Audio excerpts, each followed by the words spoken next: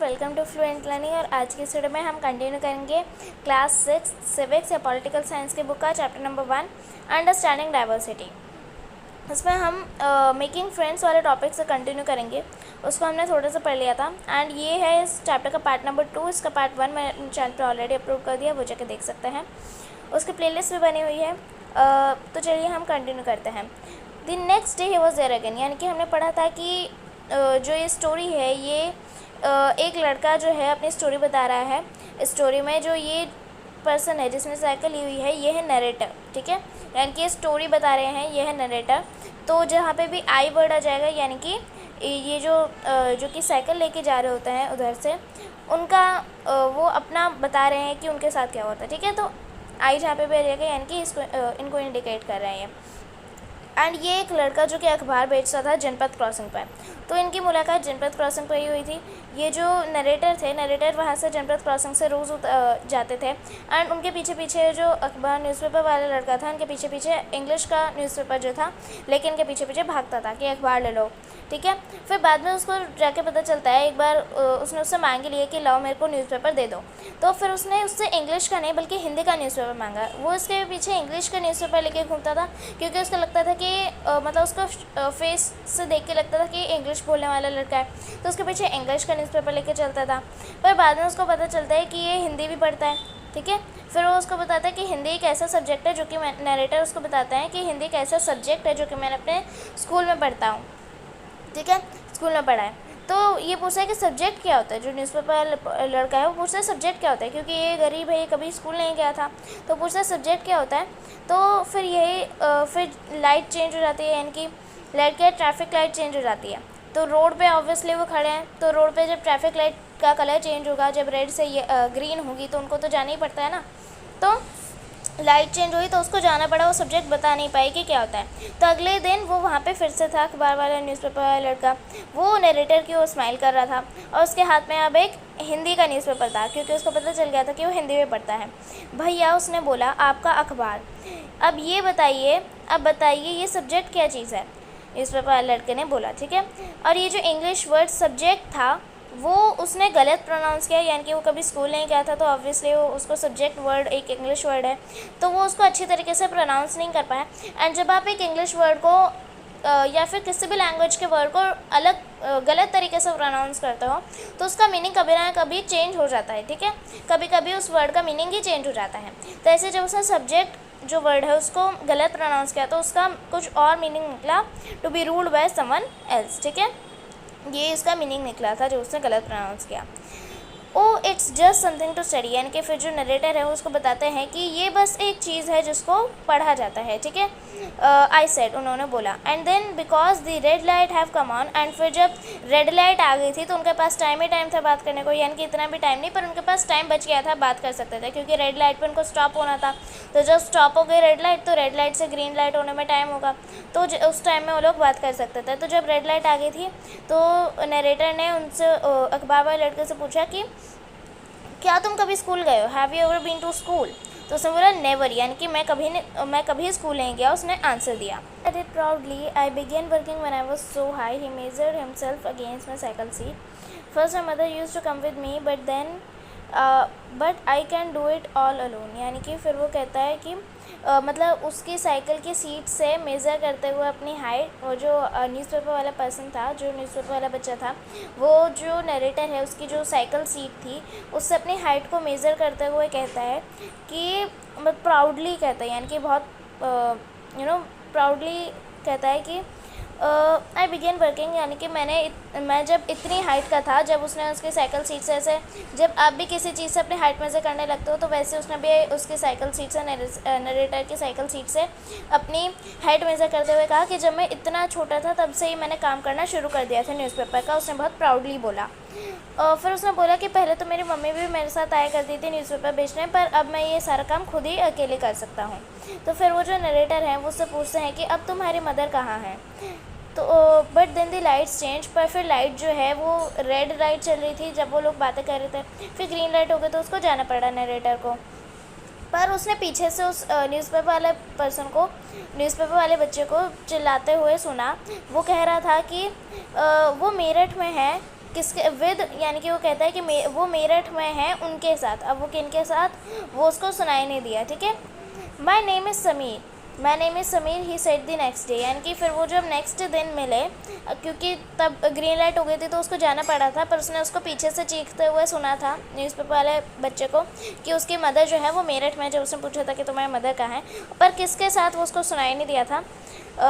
तो अगले दिन जब वो लोग मिलते हैं तो वो बताता है कि माई नेम इज़ समीर। वो जो न्यूज़पेपर वाला बच्चा है वो बताता है कि उसका नाम है समीर, ठीक है। And very shyly he asked what's yours, and फिर वो शर्माते हुए, शाइली यानी कि शर्माते हुए, बहुत शर्मा रहा था वो मेरे से भी पूछता है कि तुम्हारा नाम क्या है, यानी कि वो न्यूज़पेपर वाला बच्चा जो है वो नरेटर से पूछा कि तुम्हारा नाम क्या है। उसने अपना नाम समीर बताया, वो उससे उसका नाम पूछता है। इट वॉज इनक्रेडिबल, यानी कि बहुत ज़्यादा इनक्रेडिबल था, अच्छा था। My bicycle what my name is Sameer two, यानी कि फिर जब उसने भी बताया कि जो नरेटर है वो भी बताता है कि मेरा नाम भी समीर है, ठीक है। तो मतलब कि वो लोग जब बातें करते तो उन्होंने अपना एक दूसरे का नाम नहीं पूछा था, उन्होंने नेक्स्ट दिन अपने एक दूसरे के नाम पूछे थे। पहले तो उसने खुद का नाम बताया था, यानी कि जो न्यूज़पेपर वाला पर्सन था उसका नाम भी समीर था। फिर बाद में जो नरेटर था उसने भी अपना नाम बताया तो उनका नाम भी समीर ही था, ठीक है। दोनों का नाम समीर था। What his eyes lit up, यानी कि वो कहते हैं वॉट, मतलब एकदम ऐसे शौक से कहता है क्या, ठीक है। Yes I grind at him, फिर वो कहता है कि हाँ मेरा नाम समीर है, हम दोनों का नाम सेम है। It's another name for Hanuman's father, you know, यानी कि फिर वो जो है वो ये भी बताता है कि हनुमान जी के फादर जो हैं उनका जो दूसरा नाम है जिनसे उनको जाना जाता है वो भी समीर ही है, ठीक है। फिर वो बोलता है कि so now you are Sameer एक एंड आई एम समीर दो, यानी कि फिर जो अखबार वाला जो न्यूज़पेपर वाला बच्चा है वो ऐसा बोलता है कि ठीक है, तो आज से तुम समीर एक हो और मैं समीर दो हूँ, यानी कि फिर वो जब उन दोनों के नाम दोनों सेम होता है तो फिर वो ऐसा डिफ्रेंशिएट कैसे करेंगे कि कौन सा समीर कौन सा है। तो उसने बोल दिया कि वो जो नरेटर को उसने नाम समीर एक दे दिया और ख़ुद को न्यूज़पेपर वाले बच्चे ने खुद को अपना नाम समीर दो दे दिया। Something like that I answered and then I held out my hand, हाथ मिलाओ समीर दो, यानी कि फिर वो कहता है कि हाँ ऐसे ही कुछ। फिर मतलब कि जो नरेटर है वो कैसा है, हाँ ऐसा ही कुछ। एंड फिर उसने नरेटर जो है उन्होंने अपना हाथ आगे बढ़ाया और उन्होंने न्यूज़पेपर वाले बच्चे से कहा कि हाथ मिलाओ समीर दो, यानी कि उसने बोला कि हाथ मिलाओ समीर दो कौन, कंफ्यूज मत होना, समीर एक जो है वो है नरेटर और समीर दो जो है वो है न्यूज़पेपर वाला बच्चा, ठीक है। तो जो समीर एक है यानी कि नरेटर, वो समीर दो से बोलता है कि हाथ मिलाओ, ठीक है, अपना हाथ आगे बढ़ा के वो कहते हैं। His hand nested in mine like a little bird. I could feel its warmth as I cycled away. इनके फिर वो बताता है कि जब हमने हाथ मिलाया तो उसका जो हाथ था वैसा लग रहा था कि जैसे कोई चिड़िया मेरे हाथ पे बैठी हो। I could still feel its warmth, यानी कि मैं अभी भी उसके हाथ की जो गर्माहट है वो मैं फील कर पा रहा हूँ, ठीक है। फिर वो साइकिल लेके आगे चला गया। The next day he did not have it's usual smile, यानी कि फिर वो अगले दिन जब मिले तो वो जो न्यूज़पेपर वाला बच्चा था उसके जैसे वो स्माइल करता हुआ उसके लिए वेट करता रहता था, आज उसके मुंह पे स्माइल नहीं थी।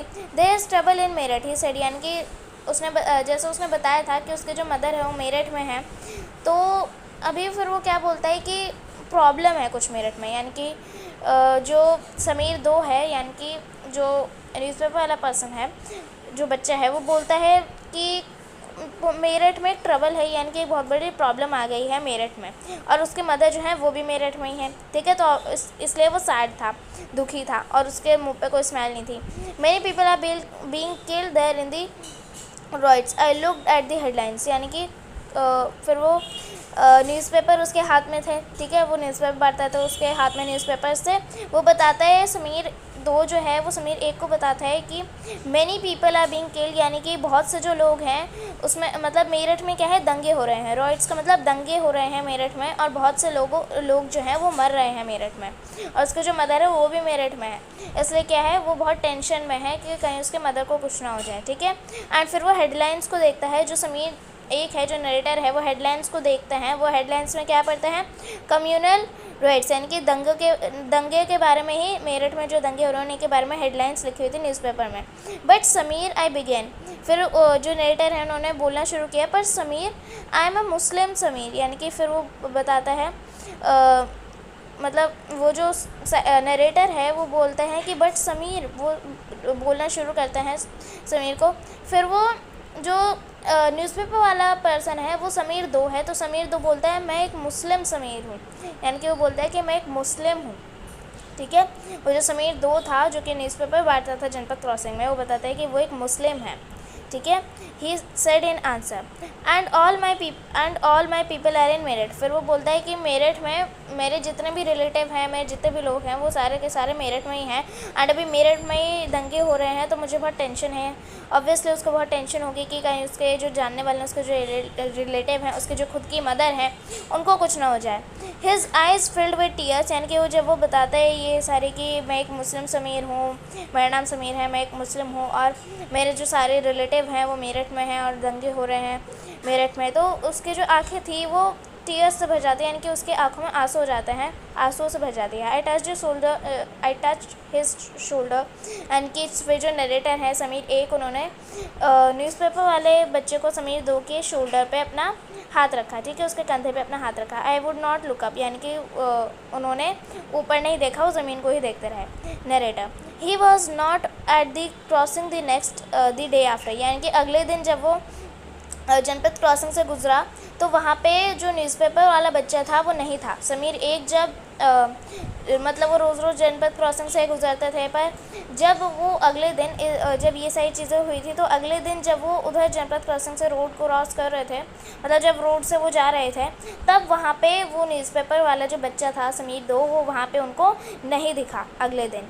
Neither the day after nor even again, यानी कि फिर वो बहुत दिनों तक उनको नहीं दिखा, ना उसके अगले दिन ना उसके भी अगले दिन उन्हें नहीं दिखा, यानी कि कल नहीं दिखा, परसों नहीं दिखा, तरसों भी नहीं दिखा उनको, वो वहाँ से उनको मतलब नहीं दिखा। And no newspaper in English और हिंदी, और कोई भी न्यूज़पेपर जो है कोई भी न्यूज़पेपर देने वाला नहीं था, क्योंकि वो उनको दिखा ही नहीं थी कि वो जो समीर 1 था उनको समीर 2 दिखा ही नहीं, क्योंकि वो आना ही उसने बंद कर दिया उधर।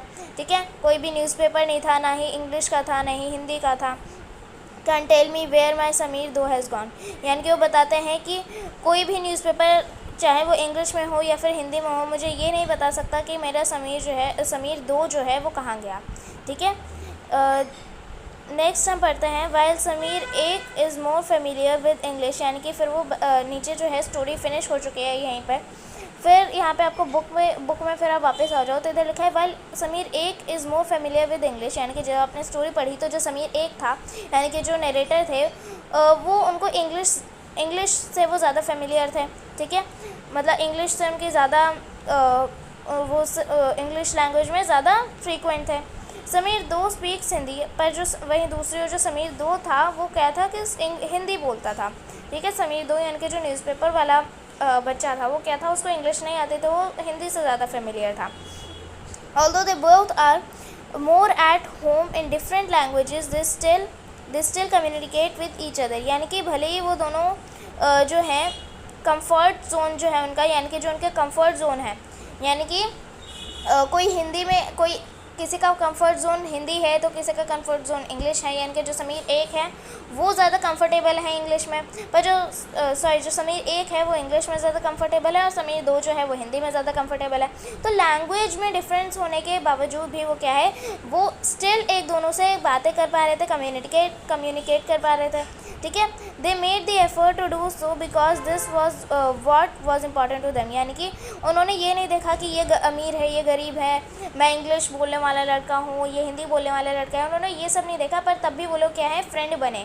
उन्होंने ये सब देखे बिना क्या किया, एक दूसरे से बात करी, और उनके लिए क्या ज़्यादा इंपॉर्टेंट था, उनके लिए रिलीजन, ऑक्यूपेशन, ये सारी चीज़ें इंपॉर्टेंट नहीं थी। उनके लिए क्या इंपॉर्टेंट था कि उन दोनों के नाम मैच करे, एंड उन्होंने एक दूसरे से अच्छा अटैचमेंट बना लिया, एक दूसरे से बातें करनी शुरू कर दी।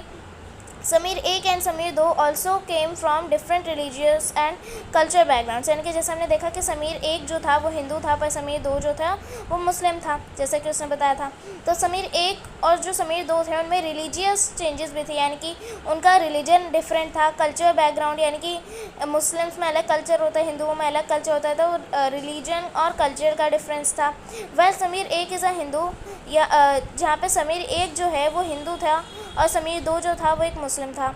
Different religious and culture background such as these are an aspect of diversity. और ये जो रिलीजन में चेंजेस आते हैं, जैसे हमने इस चैप्टर के इंट्रोडक्शन में पढ़ा था कि कल्चर चेंजेस, रिलीजियस चेंजेस, ये सारे जैसे चेंजेस होते हैं इनको डाइवर्सिटी बोला जाता है।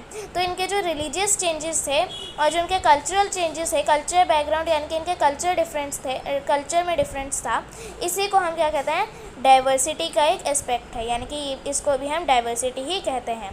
ठीक है। In addition to their diverse religious and culture backgrounds, there are other ways in which Sameer 1 and Sameer 2 are different from each other. For example, Sameer 1 goes to school, Sameer 2 sells newspaper। यानी कि religious और culture backgrounds को छोड़ के उनके religion और culture में जो चेंजेस हैं उनकी उसके चेंज को, मतलब उसके डिफरेंस को छोड़ के उनमें बहुत से तरीक़ों में समीर 1 और समीर 2 जो हैं वो डिफरेंट है।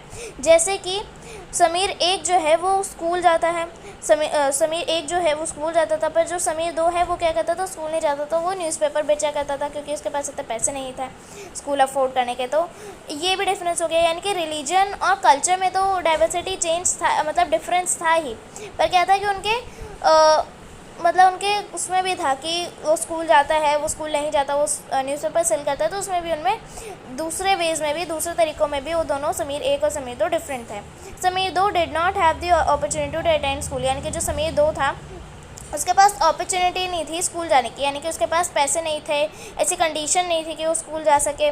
Perhaps you have notice that there are several people in our area, in the area where you live, who are poor and who don't have enough to eat or wear something, sometimes not even a place to live। यानी कि ये भी देखो कि आपने ये notice किया होगा कि जिस एरिया में आप रहते हो उसमें ऐसे काफ़ी सारे लोग हैं जिनको रेगुलर खाना नहीं मिलता, यानी कि वो बहुत गरीब हैं, जो स्ट्रीट्स पे रहते हैं, सड़कों पे रहते हैं, फुटपाथ पे रहते हैं, वो लोग ना उनको 2 वक्त का खाना मिलता है, उनको ढंग से खाना नहीं मिल पाता क्योंकि वो बहुत ज़्यादा गरीब है। उनके पास कभी तो उनके पास कोई जगह भी नहीं होती रहने को, वो सड़कों फुटपाथ पे रहते हैं, उनके पास ना कुछ पहनने को है, ना उनके पास कुछ खाने को है। ठीक है, क्यों? क्योंकि वो बहुत ज़्यादा गरीब हैं, उनके पास कुछ पैसे नहीं हैं, इसलिए वो ये सारी चीज़ें अफोर्ड नहीं कर पाते। ठीक है, आपने ये नोटिस किया होगा। This difference is not the same as the one we have seen earlier. Here we are talking about the difference but of inequality. Here we are talking not about the difference but of inequality. Inequality comes about when a person does not have the resources and opportunity there are available to other person. यानी कि इधर देखो कि समीर 2 जो था उसके पास पैसे नहीं थे, उसके पास अपॉर्चुनिटी नहीं थी, यानी कि उसके पास वो अफोर्ड नहीं कर सकता था स्कूल, उसके पास कोई ऐसे रिसोर्सेज नहीं थे कि जिससे वो स्कूल जा सके, क्योंकि फ़ीस इतनी हाई होती है स्कूल्स की जिसकी वजह से वो स्कूल अफोर्ड नहीं कर पाता है। और हमने ये भी देखा कि बहुत से लोग हैं आपके एरिया में, जिस एरिया में आप रहते हो उसमें बहुत से लोगों को आपने नोटिस किया होगा जो कि बहुत ज़्यादा गरीब हैं, जिनके पास इतना ज़्यादा इनफ खाना नहीं मिलता उनको, जितना ज़रूरत है उनको खाने की उतना खाना नहीं मिल पाता क्योंकि वो बहुत गरीब है, ना उनके पास कुछ पहनने को अफोर्ड कर पाते हैं, वो sometimes not even a place to live, यानी कि कभी कभी तो उनको कोई जगह भी नहीं मिलती रहने को। ये जो डिफरेंस है is not same as a one we have seen earlier, यानी कि जो पहले हमने डिफरेंस देखे रिलीजियस कल्चर चेंजेस, ये उन डिफरेंसेस जैसा नहीं है। इनके रिलीजन में डिफरेंस, कल्चर में डिफरेंस और ऑक्यूपेशन में डिफरेंस, यानी कि वो स्कूल जाता है स्कूल नहीं जाता है, ऐसा वाला डिफरेंस। पर ये जो गरीबी का डिफरेंस है ये कोई अलग डिफरेंस में आ जाता है। Here we are talking not about of difference but of inequality, यानी कि हम इधर कोई डिफरेंस की बात नहीं कर रहे हैं पर इनइक्वालिटी मतलब सभी लोगों को इक्वली ट्रीट नहीं किया जाता, यानी कि ऐसा माना जाता है कि कोई लोअर है, यानी कि कोई लोअर कास्ट का है, यानी कि ऐसा माना जाता है ना कि ये छोटी जाति का है, ये बड़ी जाति का है, ऐसा करना क्या होता है इनइक्वालिटी, यानी कि ये क्या है, ये तो सफाई वगैरह करता है, इसको सफाई वगैरह करता है तो गंदा है, ऐसा माना जाता है, इसको क्या कहता है इनइक्वालिटी। ठीक है, तो अमीर और गरीब में जो डिफरेंस किया जाता है इसको इनइक्वालिटी कहते हैं। Inequality comes about when a person does not have the resources and opportunity that are available to other person, यानी कि इनइक्वालिटी जो है वो तब आती है जब एक पर्सन के पास वो रिसोर्सेज, वो ज़रिए नहीं होते और वो अपॉर्चुनिटी, वो उनके पास ऐसा पैसे वगैरह या फिर वो ज़रिए नहीं होते जो कि दूसरे लोगों के पास है, यानी कि दूसरे लोग जो हैं उनके पास वो सारी चीज़ें हैं, पर जो कोई अलग है, यानी कि जैसे जो अमीर है उनके पास सब कुछ है, उनको फेम मिलती है, ये मिलता है, वो मिलता है, उनके पास सब कुछ है, पर वहीं जो गरीब है उनके साथ क्या है, उनको इनइक्वालिटी फेस करनी पड़ती है, लोग उनको चिढ़ाते हैं, उनके साथ कोई रहने को नहीं है, उनके पास ना खाना मिलता है उनको 2 वक्त का, ठीक है। तो इसको हम इनइक्वालिटी कहते हैं, यानी कि जो ज़रिए, जो अपॉर्चुनिटी दूसरे के पास हैं वो किसी और के पास नहीं, इसको इनइक्वालिटी कहते हैं, ठीक है।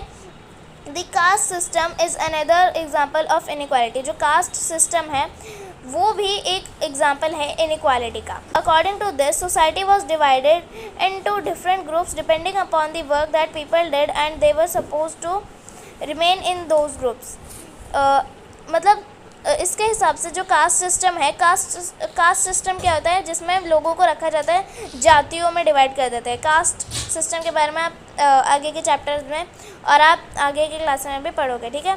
इसके कास्ट सिस्टम के अकॉर्डिंग क्या था कि जो सोसाइटी थी, यानी कि जो लोग थे वो डिवाइड कर दिए गए थे डिफरेंट ग्रुप्स में depending upon the work people did and they were suppose to remain in those groups. यानी कि अगर कोई सफाई करता है, रोड वगैरह लोगों के घर में सफाई करने जाता है, कोई मेड है, सफाई कर्मचारी है, तो उसको क्या कहते थे कि वो सफाई वगैरह का काम करता है, वो गंदी चीज़ें उठा के डस्टबिन में डालता है, डस्टबिन वगैरह के आसपास वो काम करता है, तो उनको क्या कहते थे कि वो छोटा काम करता है। ऐसा माना जाता था कि वो सफाई का काम कर रहा है, तो मतलब ऐसा अभी भी माना जाता है। कास्ट सिस्टम जो है अभी भी है कहीं कहीं जगह पे। तो कास्ट सिस्टम जो है यानी कि जो जिनको कास्ट सिस्टम में सबसे नीचे लेवल पर रखा जाता था, यानी कि कास्ट सिस्टम में जिन लोगों को सबसे नीचे लेवल पर रखा जाता, तो कास्ट सिस्टम आप समझना कि उसमें ना सोसाइटी यानी कि लोगों को डिवाइड कर देते थे उन बेसिस पे कि वो उनका कामकाज क्या है। यानी कि अगर वो सीए हैं, कोई प्रेसिडेंट है कंट्री का, तो उनको सबसे ऊपर वाले दर्जे पे रखा जाता था।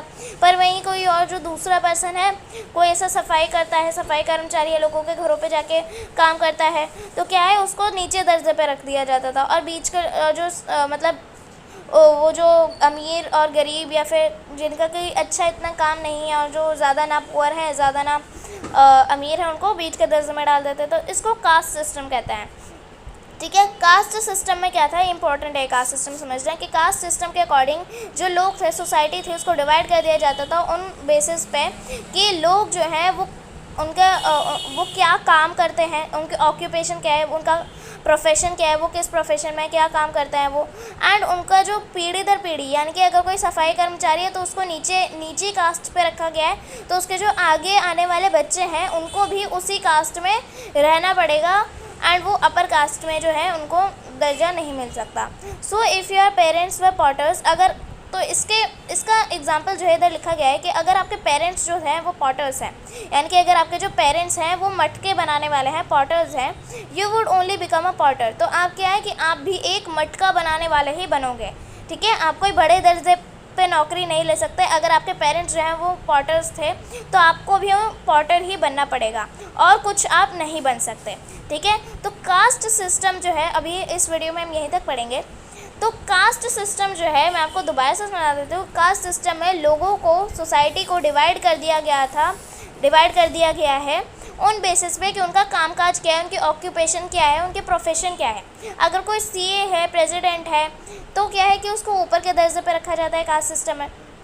पर वहीं अगर कोई पॉटर्स है, यानी कि मटके बनाने वाला है, तो नहीं, मटके बनाने वाला तो नहीं, अगर कोई सफाई कर्मचारी है, कोई लोगों के घरों में जाके सफाई वगैरह करता है, तो उसको नीचे दर्जे पे रख दिया जाता था। और ऐसे अगर आपके पेरेंट्स जो हैं वो सीए हैं, तो आपको भी सीए ही बनना होगा, ठीक है। कास्ट सिस्टम में ऐसा है कि अगर किसी को ऊपर का दर्जा मिल गया, कास्ट सिस्टम में ऊपर का दर्जा मिल गया अगर किसी को, तो उसके जो आगे आने वाले जो उसकी पीढ़ी है, उसके जो बच्चे हैं, उनको भी कास्ट सिस्टम में ऊपर के दर्जे पे ही रखा जाएगा।